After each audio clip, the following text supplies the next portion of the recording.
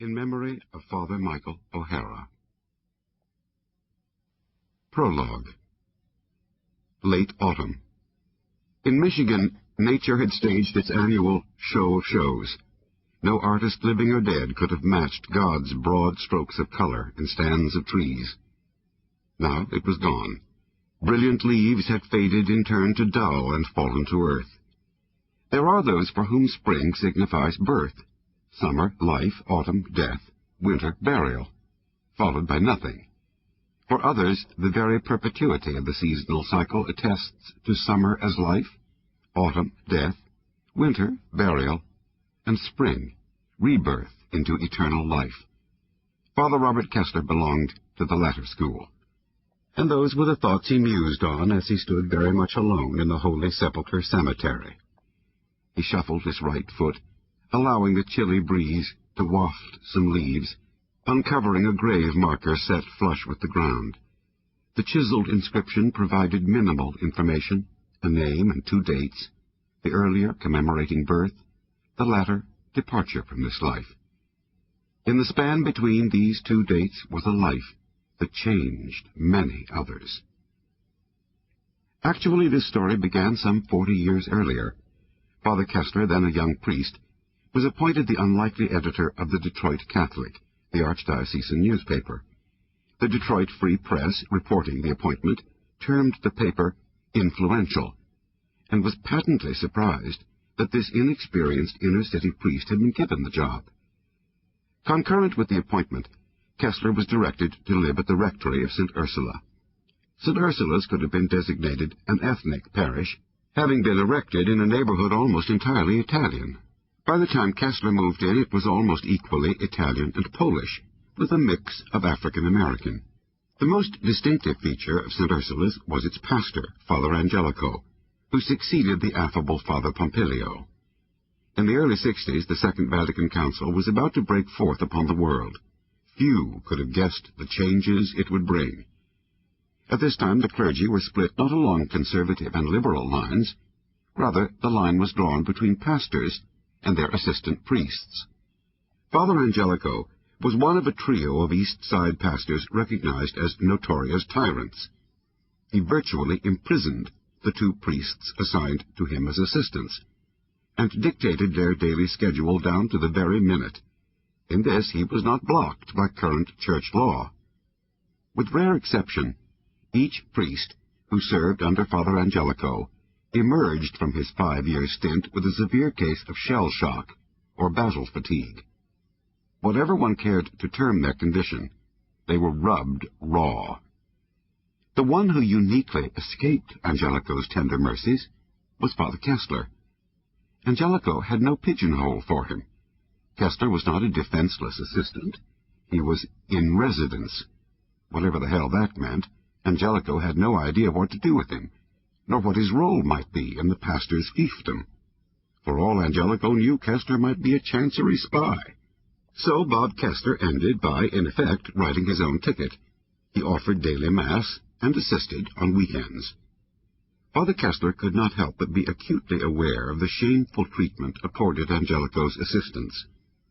Had he been more experienced, he would have intervened, although what he might have accomplished was questionable. The chancery, with ultimate clout, though aware of the situation, did nothing.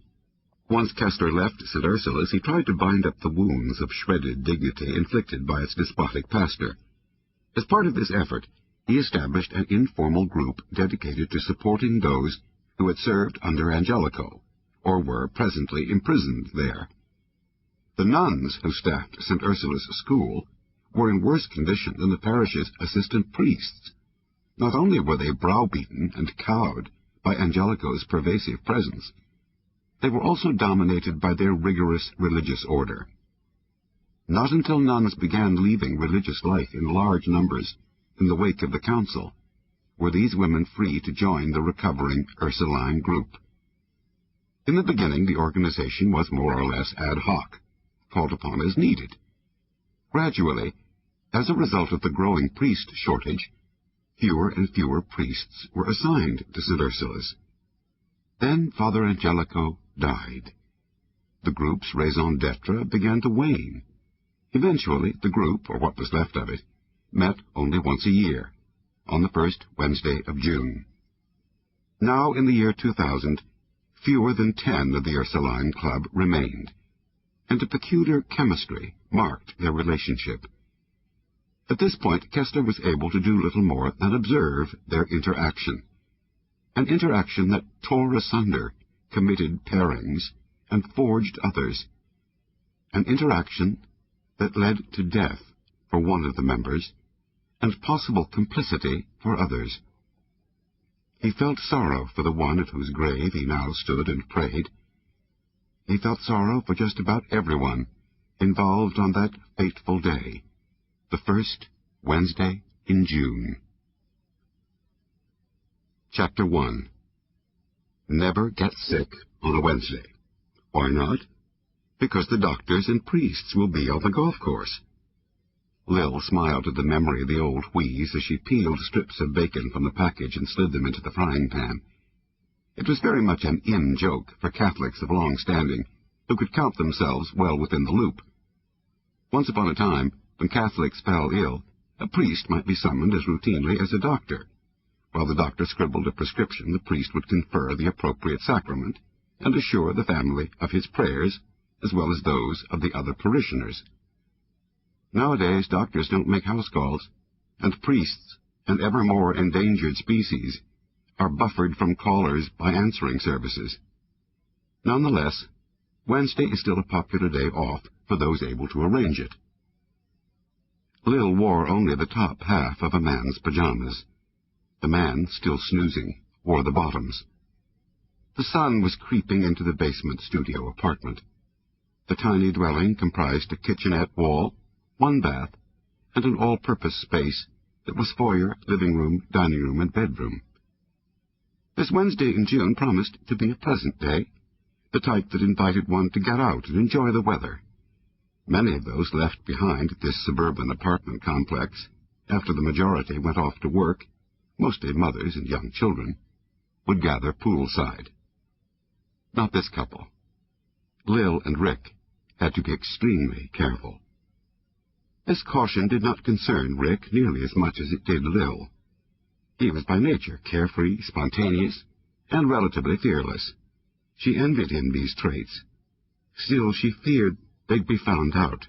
Her fear was more for him than it was for her, but she too had high stakes in their relationship. After all, Lillian Niedermeyer was principal of St. Enda's elementary school. She wondered how long she would hold that position if it leaked out that she had for the past 10 years been half of a significant other relationship. The marital status of parochial teachers and principals had been taken for granted in the era when Catholic schools were staffed almost totally by nuns.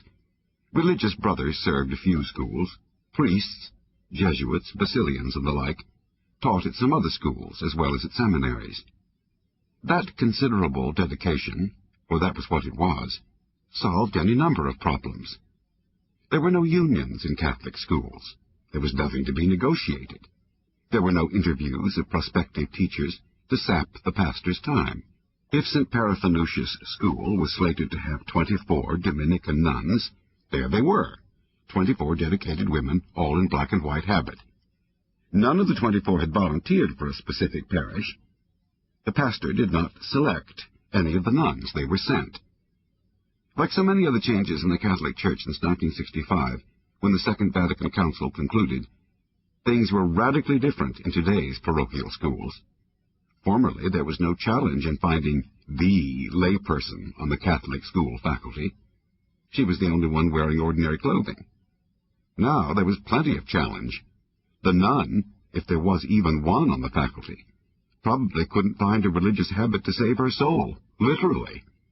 So, layperson Lillian Niedermeyer found herself principal of a parochial school in a northwest suburb of Detroit. She could have made lots more money teaching in the public school system. Her choice to go parochial was partly because her schooling had been Catholic, and also because here she could achieve the rank of principal, a position for which she would have had to wait many more years had she been in the public system.